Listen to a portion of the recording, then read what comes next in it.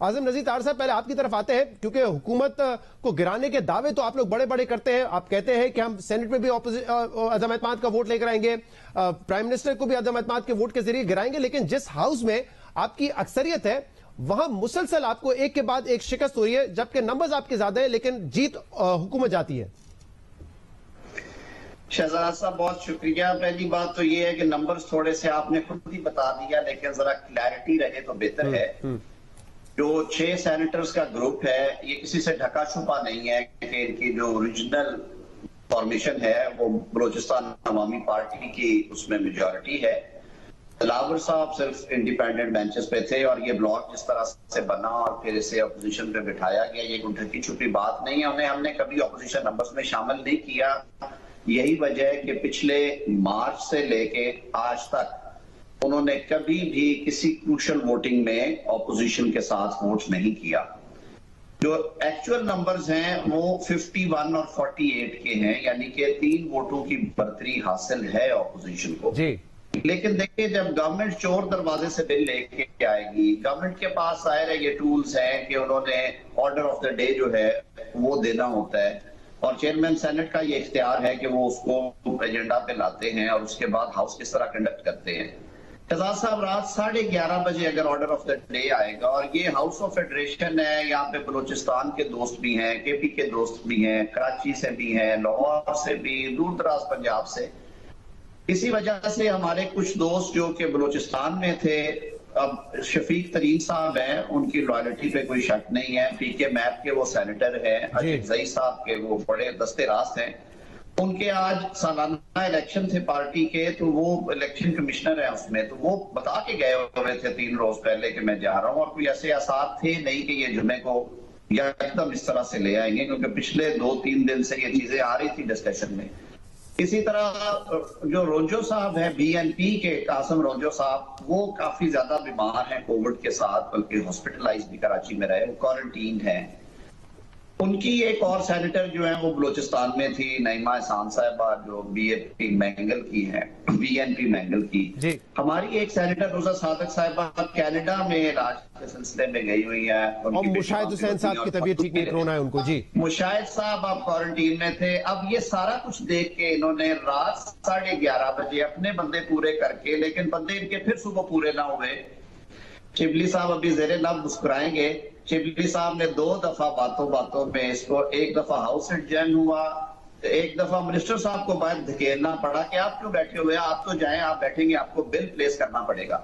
ये सारा कुछ करके चेयरमैन सेनेट का कास्टिंग वोट डलवा के, जो कि एक गैर जानिबदार ऑफिस है और वो शाजो नाजर ही वोट की नौबत आती है, उसके बाद ये भंगड़े डाले जाए कि हमने शिकस्ते फाश दे दी और अब कोई चीज पीटीआई गवर्नमेंट के सामने खड़ी नहीं होगी। मेरे ख्याल में मसला ये आजम साहब कि ये पहली शिकस्त नहीं है ना, आपकी मेजॉरिटी होने के बाद इस हाउस में भी आपको शिकस्त होती रही है, कौमी असेंबली में भी होती रही है, लेकिन अहम बात यह कि आप मुझे सारी डिटेल्स तो बता रहे हैं, लेकिन आपके सेनेटर मुसद्दिक मलिक साहब ने पूरा मलबा जो है वो leader of the opposition Yusuf Raza Gilani साहब पे डाल दिया है कि उनका एक वोट ना होने की वजह से IMF के गुलाम बन गए हम।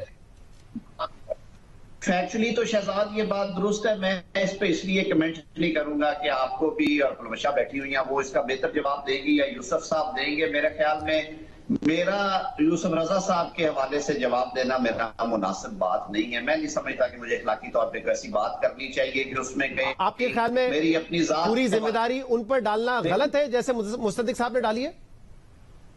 शहजाद, देखिए मैं जॉइंट अपोजिशन का हिस्सा होने के हवाले से और क्योंकि जो पीटीआई ने मुझे पुट किया था उस ऑफिस के लिए और फिर जो डेवलपमेंट्स हुई वो आपके सामने है, मैं इखलाकी तौर पे मुनासिब नहीं समझता कि मैं इसमें कोई सही है। मैं पहले पलवशा साहबा का जरा पॉइंट ऑफ व्यू ले लूं, फिर हुकूमत का मौक़िफ़ भी लेंगे। पलवशा साहब, आपने देखा मुसद्दिक मलिक साहब तो पूरी जिम्मेदारी यूसुफ रजा गिलानी साहब पे डाल रहे हैं, कह रहे लीडर ऑफ द ऑपोजिशन है और खुद ही वो हाजिर नहीं थे, उनके एक वोट ने गुलाम बना दिया हमें IMF का। तो कहां थे यूसुफ रजा गिलानी साहब? बतौर लीडर ऑफ द ऑपोजिशन तो होना चाहिए था उनको सेनेट में।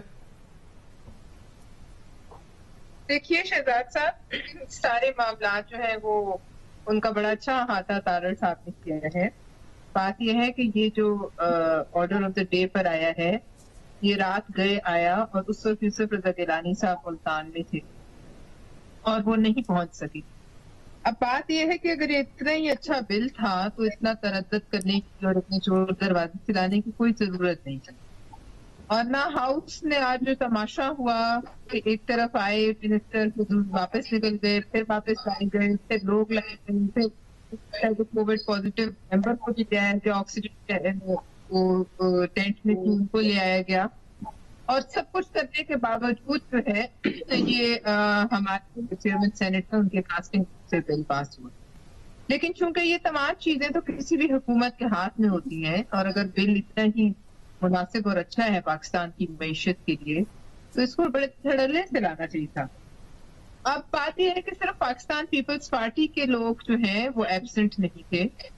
हमारे एक मेंबर जो डॉक्टर महेंद्रो हैं वो बहुत अरसे से बीमार है, बहुत सीरियसली बीमार है, और वो अमेरिका में कई महीनों से इलाज करवा रहे हैं। दूसरे गिलानी साहब वक्त पर ना पहुंच सके। इसके अलावा बाकी मेंबरान दीगर जमातों के भी ना पहुंच सके, क्योंकि इसको लाया ही इस वक्त गया कि लोग जो है वो एडिक्वेटली वार्न नहीं हो सके। तो लिहाजा इसका मलबा किसी पर डाल दे या कोई हम पर डाल दे, हाँ। ये मैं समझती हूँ कि शायद फेयर नहीं होगा, क्योंकि मलबा डालने से बहरहाल अब जैसे कहते हैं कि victory has 1,000 fathers and defeat is an orphan.